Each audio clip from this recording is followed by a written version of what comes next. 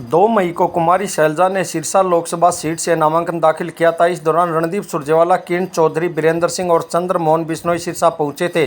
पूर्व मुख्यमंत्री भूपेंद्र सिंह हुड्डा ने उनके नामांकन से दूरी बना ली थी। इसके बाद आज भूपेंद्र सिंह हुड्डा के बेटे दीपेंद्र हुड्डा ने आज रोहतक से अपना नामांकन दाखिल किया, मगर वहां पर कुमारी शैलजा, एसआर के गुट वीरेंद्र सिंह नहीं पहुंचे। इससे लगता है कि कांग्रेस के अंदर जो गुटबाजी है वो जग जाहिर हो रही है। देखिए इस मामले को लेकर कुमारी शैलजा ने क्या कहा। धन्यवाद। हमारे विधायक शीशपाल जी केहरवाला, हमारे साथ आए अमीर चावला जी, प्रेम शर्मा जी, राम कुमार खेरेका जी, राजेश चाडीवाल जी, बहन करमजीत कौर जी, निर्मल सिंह जी, बहन कृष्णा फोगाट जी, आप पार्टी के हमारे साथी, हमारे अन्य मंचासीन साथीगण और यहाँ पर उपस्थित मेरी बहुत ही प्यारी बहनों, बुजुर्गों और नौजवान साथियों, आज केवल हाजिरी लगाने आए हैं। चुनाव नजदीक आ गया है और दिन ब दिन जैसे जैसे गर्मी बढ़ रही है, चुनाव की गर्मी भी बढ़ती चली जाएगी। लेकिन इस गर्मी में आप और हम क्या करेंगे, इस बात को हमने तय करना है। बच्चों क्लास की तरह चुप, थोड़ी देर चुप। अब लड्डू ऐसे अगर बोलोगे तो नहीं मिलेंगे, सबको देखेंगे, जो चुप रहेगा उसको लड्डू।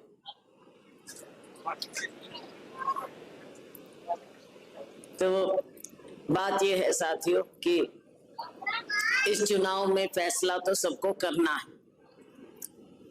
आप लोगों का एक फैसला तो हमारे सामने है। अब आपने मुझे बुलाया और मेरी पार्टी ने मुझे भेजा। अब ऐसी तो बात है नहीं कि शैलजा को आप जानते नहीं। शैलजा को सब जानते हैं। शैलजा के पिताजी स्वर्गीय चौधरी दलबीर सिंह जी को जानते। और साथियों, सियासत में पार्टी का जो जहां फैसला हो वो हम मानते हैं। भाई मैं तो मानती हूँ, क्योंकि मैं अपनी पार्टी की सच्ची सिपाही हूँ। इस बात पर कोई मेरे ऊपर सवालिया निशान नहीं उठा सकता, ये सबको मालूम। तो अब हमने ये चुनाव मिलके लड़ना है। चुनाव लड़ना है हमने इंसाफ के लिए, सच्चाई के लिए, लोकतंत्र को बचाने के लिए। आप बैठो, आओ इधर आ जाओ, आ जाओ, आओ बिठाओ, मैडम को बिठाओ, बीच में बिठा लो। आओ आप, पानीपत से आए हैं मैडम, बैठो बैठो, सुबह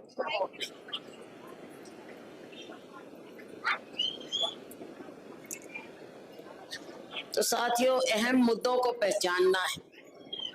एक और भारतीय जनता पार्टी की जुमलेबाजी। अब ये जुमलेबाजी शब्द तो बीजेपी ने ही दिया है। जब आप जैसे लोगों ने पूछा कि आपने तो 15-20 लाख रुपए देने का वायदा किया था, तो उन्होंने कहा कि ये तो चुनावी जुमलेबाजी थी। अब ये शब्द आ गया है क्योंकि कांग्रेस तो लाई नहीं, हमने तो कभी जुमलेबाजी की नहीं, इन्होंने करनी थी, ये नया शब्द आ गया है। अब ये साथियों, ये इवेंट मैनेजमेंट, ड्रामा, जुमलेबाजी, ये भाजपा वाले माहिर हैं ये काम करने में।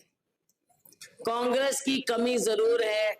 कमी ये है कि भाई हम झूठ नहीं बोल सकते। कई बार साथी आके कहते हैं कि जी देखो इनके नेता, तो मैं नाम क्यों लूं, चुनाव है, सारे टेप कर रहे हैं, भाई इनके नेता तो झूठ बोलने में माहिर हैं, ड्रामेबाजी करती हैं, भाई थोड़ी सी झूठ बोलना आप भी सीख लो, जनता को पसंद है।